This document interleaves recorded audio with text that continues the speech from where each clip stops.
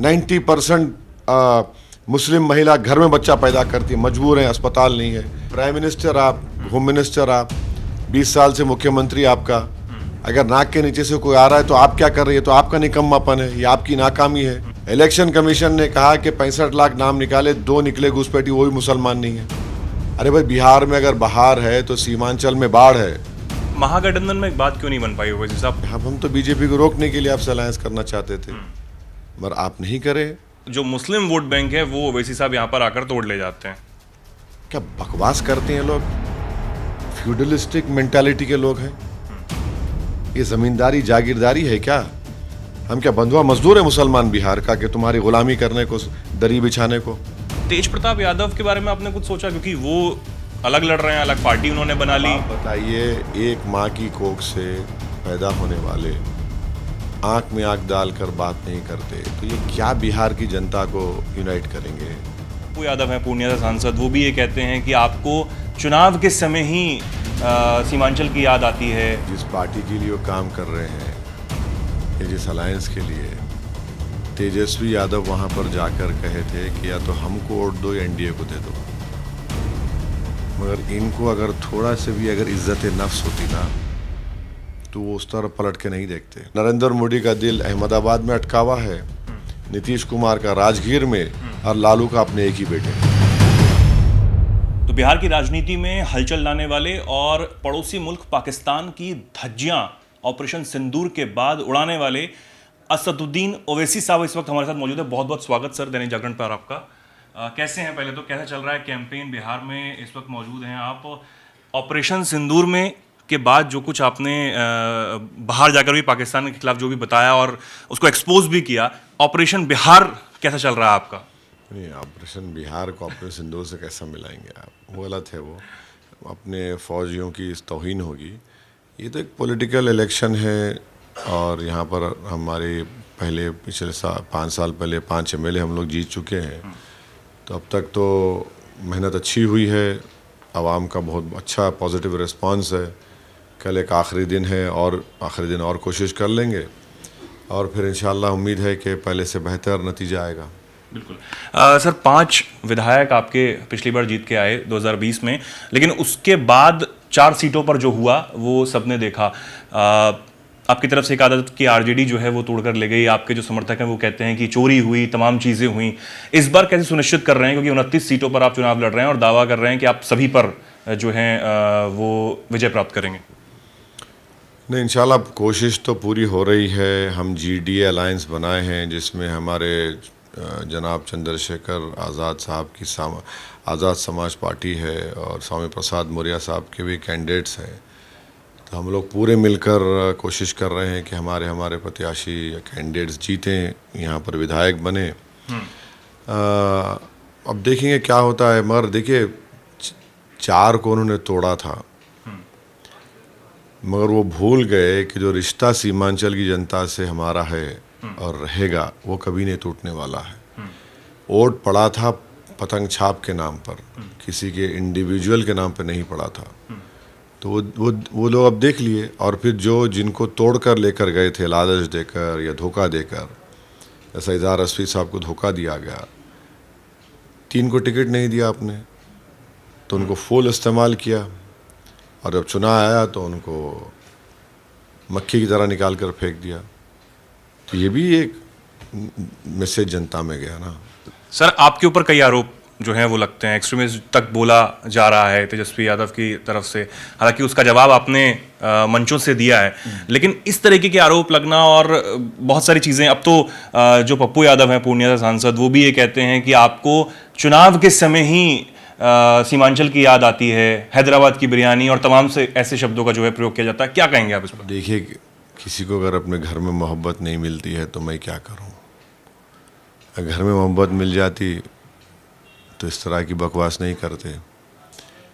अब उनको नहीं मालूम शायद पूर्णिया के एमपी को कि जिस पार्टी के लिए वो काम कर रहे हैं या जिस अलायंस के लिए, तेजस्वी यादव वहाँ पर जाकर कहे थे कि या तो हमको वोट दो या एनडीए को दे दो, मगर इनको अगर थोड़ा से भी अगर इज्जत नफ्स होती ना तो वो उस तरफ पलट के नहीं देखते। मर वो कर रहे हैं। अब हमको बोल रहे हैं बिरयानी ये वो, बोलते रहिए, कोई फ़र्क नहीं पड़ता। हमको क्या करना है? हम सीमांचल हमारे लिए एक अहम इशू है। हम काम करते थे, काम करते रहेंगे, और इस तरह की बकवास, झूठे इल्ज़ामात, गाली गलौज से हम कोई फ़र्क नहीं पड़ता। जनता इनकी मेंटालिटी को देख रही है, इनकी मानसिकता को देख रही है, इनकी नफ़रत जो निकल कर आ रही है उसका उनको खमियाजा भुगतना पड़ेगा। अब रहा सवाल तेजस्वी जो एक्सट्रीमिस्ट बोले, वो भी उनकी मानसिकता है, वो भी उनका मेंटल माइंडसेट है। लेकिन वो तब सब जब आप चिट्ठी लिखकर बातचीत नहीं कर रहे हैं। ठीक है, कोई बात नहीं, वो छोड़िए। मगर जिसके चेहरे पे दाढ़ी है, सर पे टोपी है, उनके लिए चरमपंथी है। जो हमारी माँ और बहनें दुपट्टा ओढ़ती हैं, या फिर मुसलमान औरतें भी दुपट्टा ओढ़ती हैं, हिंदू बहनें भी दुपट्टा ओढ़ती हैं, मुसलमान औरतें हिजाब भी या बुर्का भी करते हैं, उनके लिए चरमपंथी है। जो बच्चा मदरसे जाके पढ़ेगा, जो वहाँ पढ़ाएगा, जो नमाज पढ़ेगा मस्जिद जाकर, रमज़ान में रोज़ा रखा, चरमपंथी उनके लिए। मुख्यमंत्री नहीं बनने का ख्वाब देख रहे हैं, मगर ज़बान से अपनी नफ़रत का इजहार कर रहे हैं समुदाय के बारे में, तो ये जनता देख रही है, एक्सपोज हो रहे हैं बैडली वो। सर, जिस तरीके से कहा यह जाता है कि ओवैसी साहब जो हैं वो मुसलमानों की राजनीति करते हैं, लेकिन आपने बिहार में मैं अगर गलत नहीं हूं तो 2 या 3 सीटों पर, 4 सीटों पर गैर मुस्लिम जो कैंडिडेट हैं उनको अपनी पार्टी से उतारा है। हमने अप्रैल के महीने में ही ढाका से राणा रंजीत के नाम का ऐलान कर दिया था, अप्रैल में, और फिर अब उसके बाद और 3 नाम ऐलान करे, ये ऑन रिकॉर्ड आपको बताना चाह रहा था। तो ऐसा, ये देखिए, सीमांचल के डेवलपमेंट का अगर हम लड़ रहे हैं तो सीमांचल में क्या सिर्फ मुसलमान रहते हैं? सीमांचल में हमारे हिंदू भाई बहन भी रहते हैं, दलित समाज के लोग भी रहते हैं, ट्राइबल लोग भी रहते हैं थोड़े बहुत। तो ये area neglected, discriminated, targeted area बना दिया गया। यहाँ की ह्यूमन डेवलपमेंट इंडिकेटर्स पूरे बिहार से ख़राब है, एनीमिक है बच्चे सबसे ज़्यादा यहाँ पर। बच्चे जब पैदा होते 9 महीने के बाद माँ की कोख से, तो मृत्यु दर सबसे ज़्यादा है। क्या बोलते हैं हिंदी वर्ड, वेस्टेड बच्चे ज़्यादा होते हैं। स्कूल में बच्चे नहीं हैं, हाईएस्ट इलिटरेसी यहाँ पर है। 38% मुसलमान तो खाली पढ़ नहीं सकते। तो सैलाब आता है, ज़मीन कट जाती है, उसका मुआवजा नहीं मिलता, पुल नहीं बनाए जाते, और जो सैलाब आता है, बाढ़ आती है, वो नेचुरल नहीं है, ह्यूमन मेड एरर है, उसको सही किया जा सकता। आप पटना में एम्स खोलते हैं, IIM खोलते हैं, गया में यूनिवर्सिटी खोलते हैं, बोध गया में, यहाँ पर कुछ नहीं है, एक सेंट्रल यूनिवर्सिटी नहीं है। क्या मिलता? घुसपैठिया। अरे आप अपनी नाकामी को छुपाने के लिए घुसपैठिया कहते हैं, यहाँ पर पूरे सीमांचल की जनता को बदनाम कर रहे हैं। होम मिनिस्टर आप, प्राइम मिनिस्टर आप, घुसपैठिया वाला मुद्दा नहीं है ओवैसी साहब। प्राइम मिनिस्टर आप, होम मिनिस्टर आप, 20 साल से मुख्यमंत्री आपका, अगर नाक के नीचे से कोई आ रहा है तो आप क्या कर रही है? तो आपका निकम्मापन है, ये आपकी नाकामी है, और आप सिर्फ नफरत का इजहार कर रहे हैं, एक समुदाय को बदनाम करना चाह रहे हैं आप, ताकि दूसरे समुदाय को आप का वोट हासिल कर सके। क्योंकि 11 साल से प्रधानमंत्री मोदी है, पिछले कितने 7-8 साल से 2019 से अमित शाह होम मिनिस्टर है, तो कैसे आ रहा है घुसपैठी? अच्छा, घुसपैठी है तो कितने बीजेपी ने नाम दिखाए इलेक्शन कमीशन को? आपने 100 नाम तो दे सकते थे ना। इलेक्शन कमीशन ने कहा कि 65 लाख नाम निकाले, 2 निकले घुसपैठी, वो भी मुसलमान नहीं है। अब बताइए आप क्यों कर रहे हैं? आप सिर्फ नफरत फैलाना चाह रहे हैं, क्योंकि आप दिखाने का सीमांचल में कुछ नहीं आपके पास। अरारिया में प्रधानमंत्री की स्पीच है 2 दिन पहले की, वो सब बोल रहे हैं कि बिहार में ये हुआ, बिहार में हुआ। अरे भाई, बिहार में अगर बहार है तो सीमांचल में बाढ़ है।